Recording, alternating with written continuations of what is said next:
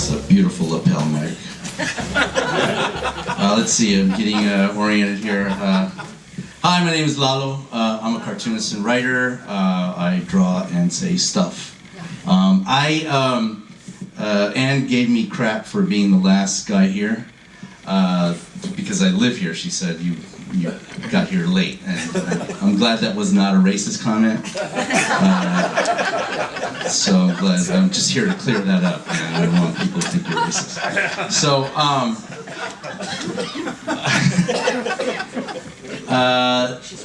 yeah, I live in LA. So anyway, I'm a cartoonist and and I'm disorganized. I grabbed about 7 files when they asked, send us some files. They asked probably weeks ago, and I just did it yesterday or 2 days ago.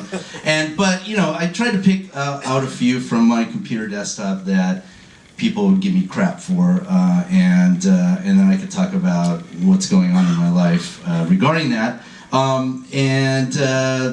But let's get the Charlie Hebdo thing out of the way. I agree with Gary Trudeau. I'm a cartoonist snob. I'm an artist snob also. I love primitive folk art.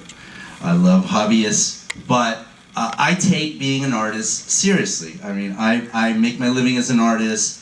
I don't have any other visible means of support, and I scrape my way through life to not only not starve and also to feed my family, but also to try to have some sort of a stand, some integrity about my work, and so I take cartooning very, very seriously. I don't just throw stuff up just for giggles. It's it's the product of years of whatever what I've gone through in my life, and I put it on the page nakedly for everyone to see, and that's why I'm a political cartoonist.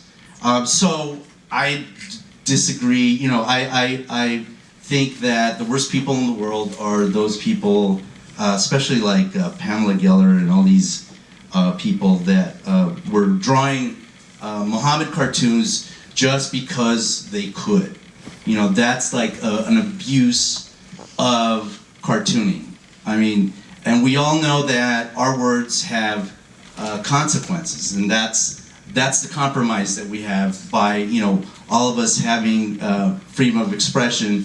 You're also free to punch me in the face for saying something. So I mean, that's just how life is.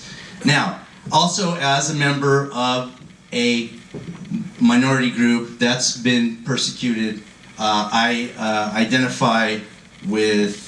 And I get shit for this in my hate mail, that people want, Islamophobes want to say,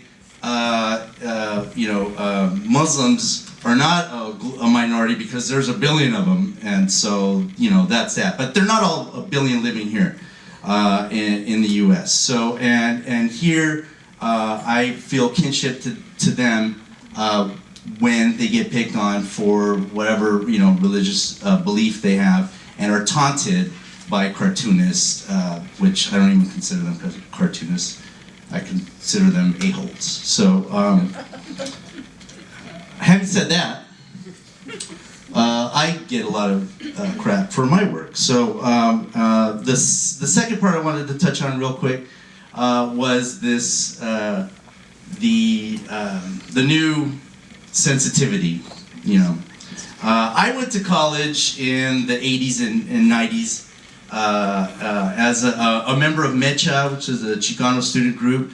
I mean, all the things that we were fighting for and about, to redefine language, to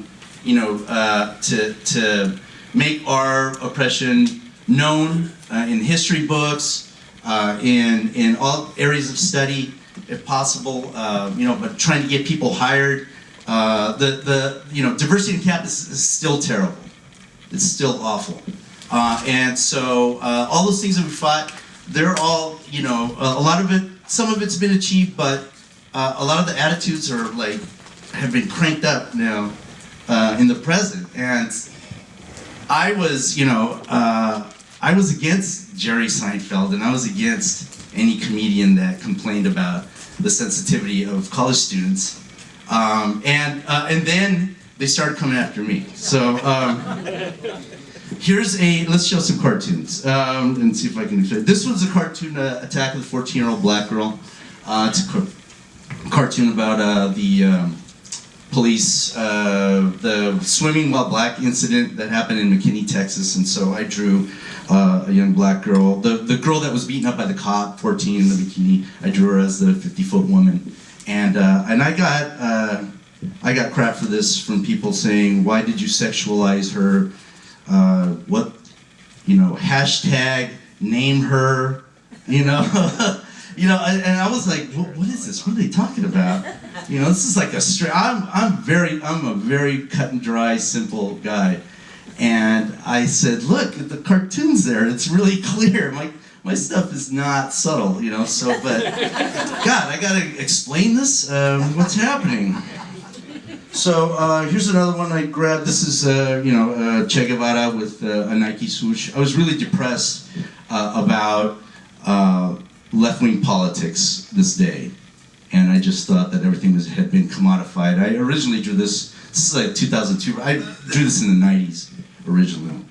Again, that's all right. It's telling me to shut up and hurry up. And here's a cartoon with when the day the Confederate flag came down, that same week, gay marriage was approved. So you win some, you lose some.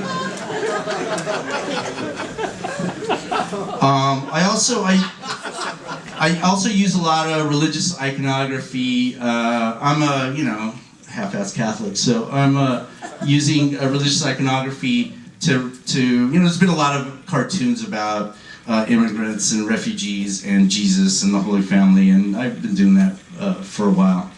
And finally, I think this is a very old cartoon of mine, How to Spot a Mexican Dad. And the unintended consequences of, I don't know if it's not being able to read cartoons or understand satire, but a very angry older Jewish lady wrote a scathing letter to the LA Weekly about how that I had drawn a Nazi diagram about Jews. The way that Hitler had these posted all over to show racial characteristics of Jews, that I had done the same thing. And it could not be further from the truth, but it's the area where kind of archetype, stereotype mixes, and you're bound to piss somebody off, but in here, this one pissed off a lot of people. Princess Leia as the Virgen de Guadalupe, which is not exactly a political cartoon. I just thought it was pretty cool to draw, so even I have to take a break. But